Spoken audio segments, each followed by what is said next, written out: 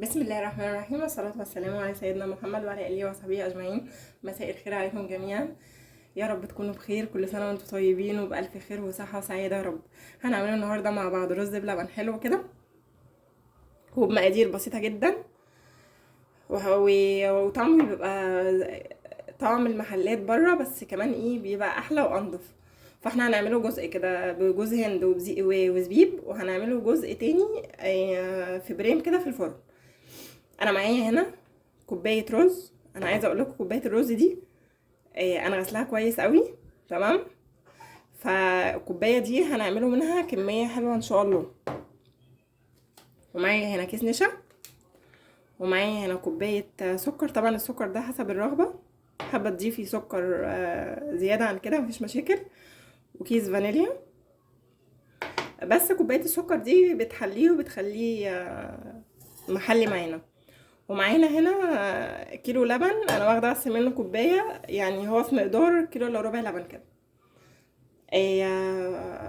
تعالوا بقى اقول لكم على الخطوات، وتعالوا اقول لكم هنعملوه ازاي. بس قبل اي حاجه يا ريت الاشتراك في القناه، وانا جايبه لكم جرس كده مخصوص. طبعا انا حطيت له شويه ميه حلوين كده، نص الحله كده ميه. وهسيبه لحد ما حبايه الرز الاقيها استوت معايا تماما. فهسيبه كده على النار، وهسيبه كده على النار وسط خالص. تمام. شويه شويه كده هتابعه. تعالوا اقول لكم بقى هنعمله ايه بالنشا. انا معايا هنا نص كوبايه ميه، وهنزل كده بمعلقه كبيره نشا.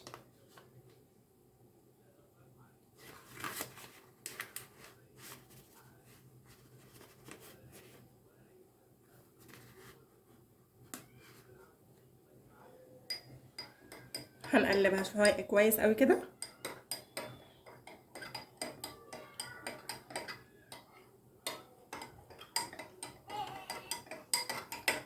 طبعا انا هحطلها معلقه كبيره كده مليانه، ماليه المعلقه كويس. وهسيبها كده واركنها على جنب. طبعا احنا بنتابعه كده كل شويه كده، يعني كل 5 دقايق كده بنتابعه ونشوفه كده الحبايه استوت ولا لا. يعني انا بسيبه كده لمده ربع ساعه كده يستوي كده كويس قوي مع نفسه. حبايبي كده الرز استوى معايا اهو. الرز كده استوى معايا كويس اهو. هنزل بقى عليه بالحاجه. طبعا انا كده سويته على النار ربع ساعه ويا ريت تبقي متاكده كده ان لازم نبقى متاكدين ان الرز الحبايه بتاعته استوت معايا كويس. انا كده ضفت له اللبن، وهندي للنشا دي تقليبه كده اهي. وهضيف النشا دي كده على اللبن، وهنزل كده بكوبايه السكر. بسم الله.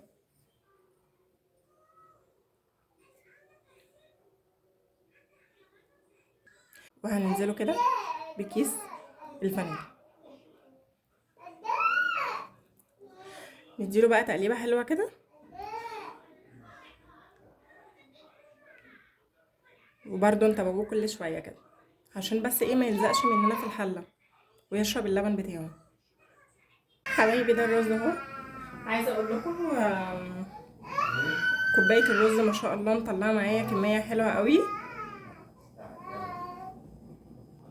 وكوبايه السكر يعني انا ما زودتش سكر تاني خلاص. هو ما شاء الله سكره مظبوط جدا معايا. انتي حابه بقى تضيفي له سكر تاني مفيش مشاكل خالص، بس عايزه اقول لك يعني سكره مظبوط معايا. فاحنا برضو زي ما بقول لكم كده بنتابعوه كل شويه عشان خاطر طبعا برضو الرز ما يفرش معايا. فاللهم بارك، يعني ما شاء الله، يعني الرز جميل جدا. فانا بس يخلص معايا وان شاء الله باذن الله كده هوريهولكم. برضه هوريهولكم كده وهو في الحله قبل ما نفرغه كده في الاطباق. حبايبي ده الرز اهو بعد ما خلص معايا. عايزه اقول لكم بسم الله ما شاء الله اللهم بارك، حلو قوي. ومش لازم نخليه يعني يتشرب من اللبن قوي، نخلي اللبن نخلي شويه لبن كده حلوين كده فيه اهو. انا هوريهولكوا، هفرغه بس في الاطباق وهوريهولكوا. حبايبي ده الرز اهو بعد ما خلص معايا. دي الكميه دي من كوبايه رز واحده.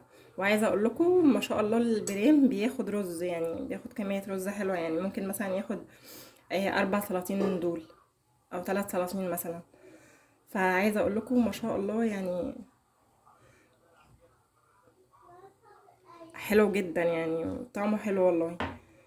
انا هدخل البرام ده الفرن كده. انا مولعه له الشوايه بس، مشغله الشوايه بس من فوق. فانا هديله وش كده حلو كده من فوق وهرجع لكم تاني. حبايبي ده الرز اهو بعد ما خلاص معايا. عايزه اقول لكم بسم الله ما شاء الله ريحته حلوه قوي اهو. وكوبايه رز واحده بس مطلعه معايا ايه كميه حلوه قوي. جربوه باذن الله يعجبكم. والسلام عليكم ورحمه الله وبركاته.